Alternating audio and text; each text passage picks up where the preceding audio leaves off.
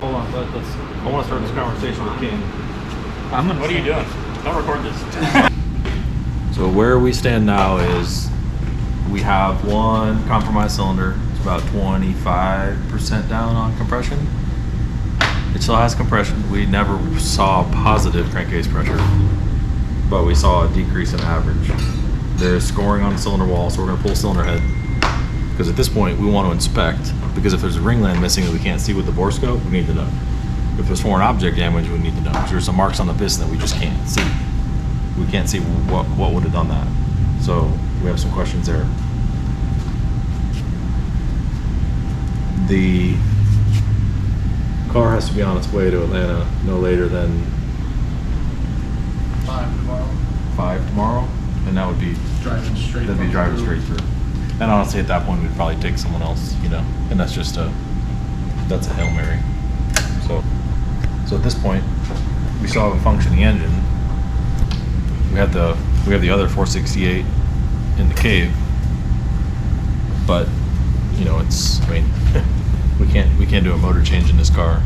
We could, but I mean, the other thing that we were considering is putting it back on the dyno, and if it makes 720 or 740, you know, down with a hole that's not happy, then did you find it? Yep, just missing ring line.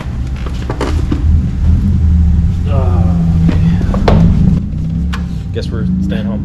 But can we pull a piston out of the other? No, This is a different bore size than the other. The You have to use that. You have to use that block and. So not just a missing ring land? They broke the popped the ring lamp. Yeah. So yeah, we can. I mean, No, your options are put a lesser motor in. That's those yeah, marks. Those marks are that ring land hitting yeah, piston. that's DOA. So then what's the answer? Is there another event we can do soon? Do we pull the motor out now? Do we fucking see how far off parts are? Do we do turbos now? How do you unfuck the chicken? I don't know. Talk to Fleming about that one. I'm not. Yeah, that's an Eric question. Because at this point, it doesn't make sense to rebuild this engine back to what it was, Nope. knowing when our failure was caused by This block is timed. This block is maxed out. Yeah, the There's block. no Well, reason the to block. block's timed out. We know that, but when we're kicking ourselves in the teeth trying to get the extra horsepower, Right, which correct. is now causing the problem. right. So, just more discussion to have. Like Scott Rod doesn't have like a 468 laying around or anything dumb. That's the problem though, is I mean anything, it's gonna be such an underwhelming. Yeah. What's in 480 right now? The 468? Yeah. But it makes like 700 to the T. Not, I mean, we're gonna be down 100 no matter what. Yeah, but then we got 24 hours to pull the motor out of that car, disable that car to do this one. You know. Yeah. I mean, if there was ever a case for a spare motor, this is it. Yeah, We've been harping on one for a long time. what, No, we know that. one shop spare for 10 different applications? No, it's not a spare for this customer. Like his Yeah. own personal spare. Should have been started a year ago. But to his credit, wasn't the whole plan to like just kind of lift this through and then turbos next year anyway? So that's what the idea So was. what do you but do? then we found another 100 wheel over the winter, and everyone loves the NA deal, and so now here we are back to the. But you can make almost as much with an NA deal as you could with turbos. If you do one clean sheet, you know, it'll be faster. And it'll be lighter and more. Well, I agree, it's the better option, but that was his Yeah, whole. and that's why I planned for Evo. Evo was gonna be perfect. Correct, but our whole thought of not doing the side pipes was everything is just to kind of limp us through until we do turbo. Right, because we didn't know. The 472 tall deck or 427 tall, 527 tall deck, bigger this, that, and the other. But Does HBR have anything on the shelf? I already asked them. They don't have any 4190 pistons. We not over a couple, because we usually order 10. No, back then we didn't. No, back then we didn't. This is why we were. This is 2 years ago when we ordered these. So. That's why you ordered 10 though.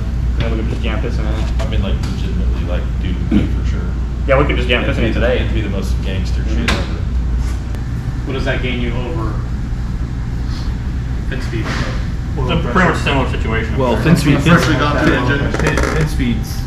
Fin Speed's motor is An oil hog? it's oil hog, and I think it's lower compression. And I don't know. Well, I guess it would take a second, Yeah, but we if don't, it's we got don't know a if it counterweight has crank. yeah, it needs a counterweight crank. My gut tells me it's not, and that's probably what caused part of our issues.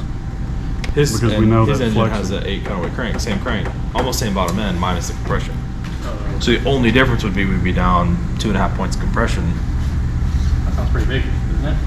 Yeah, but I'd rather have 750 wheel, you know, and make the event than have no wheel or I mean, that would still be Eric's call, blown up but wheel. Yeah. John, at that point, would you put the 8 lambdas back on? I mean, I like think at like that if, point we just punt on the method. Yeah, we just can't take the method yeah, off. I mean, yeah, the cars at this level, I think we've learned need individual lambdas at all times. Would that have saved this? If this had 8 lambdas in it on the dyno, I would have noticed we it. would have noticed it right We would have away. never had this problem on track. I don't think that we can run the engine in its current configuration, and we caught it soon enough, so it still runs. It just the puff of smoke we saw, we shut it down 3 corners later. So What is the fence? I mean, you got to tear it down. Give me the, what are you thinking here? so I'm thinking that we start by pulling the cylinder head off so we can inspect everything not through the bore scope. And we start there. When we get the cylinder head off, that'll open up the rest of the can of worms, or not.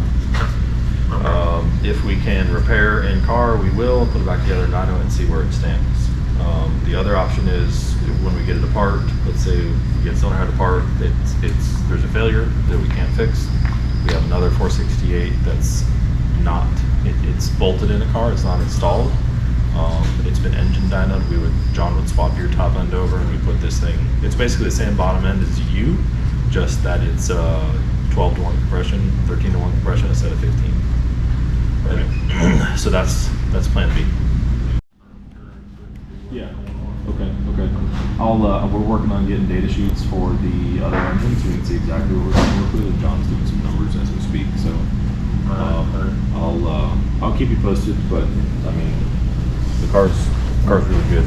So yes, yep. Lots of. Was he able to actually set a lap in the car? We did. So we set a bunch of 8. We did 2 or 3 8.0s, and I think if we put our rolling laps together, it's probably a mid-7.